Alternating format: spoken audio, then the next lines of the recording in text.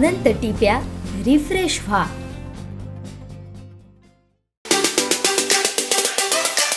जी मंडळी आहेत आदरणीय उद्धवजी असतील आणि पक्षाचे वरिष्ठ नेते याच्याबाबतचा निर्णय घेतील. मी एक छोटा कार्यकर्ता आहे, मी एक शिवसैनिक आहे. जी भूमिका वरचे लोक घेतील ती मी मान्य करेन. मी कोणालाच हे बघा सगळे तुल्यबळ उमेदवार आहेत, तर मी असं कधी म्हणणार नाही की कोणी मागू नये किंवा वरच्या नेत्याने बघून हे करू नये. वरचे नेते जे ठरवतील ते मला मान्य आहे. की मी सत्तेत होतो तरी सत्तेच्या विरोधात जाऊन मोर्चा काढला.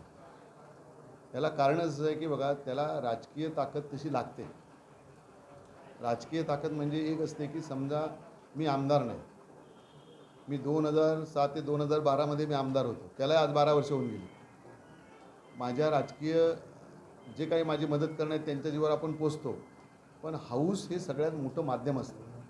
त्या हाऊसमध्ये सगळे त्या ठिकाणी जे निर्णय होतात राज्याच्या भल्यासाठी ते तिथं निर्णय होतात. आणि म्हणून एकदा तरी कधीतरी म्हणजे केसरकरनी जर राजीनामा मुख्यमंत्र्यांकडे फेकला असता की मला ह्या गोष्टी पाहिजेत, माझ्याकडे MIDCत हे 2 कारखाने पाहिजेत, मी नाही तर मी या ठिकाणी राहणार नाही, अशी भूमिका त्यांनी कधी केली नाही. मी प्रामाणिक प्रयत्न केला. मी प्रामाणिकपणे आत्ता जे काय दिसतंय तिकडे चित्र हे मी मला श्रेय घेणार नाही, पण इथले जे सगळे कार्यकर्ते माझ्याबरोबर होते त्या मोर्चामध्ये त्यांचं क्रेडिट आहे. आडाईच्या सरपंच तुम्हाला सांगतील, किती वेळा अधिकारी आले ते तुम्हाला सांगतील. आणि म्हणून ह्या माध्यमातून माझे प्रयत्न त्या ठिकाणी होते. आणि म्हणूनच आपल्याला आडाळी जर पुढे जायचं असेल तर इथं आमदार आपल्याला बदलावं लागेल.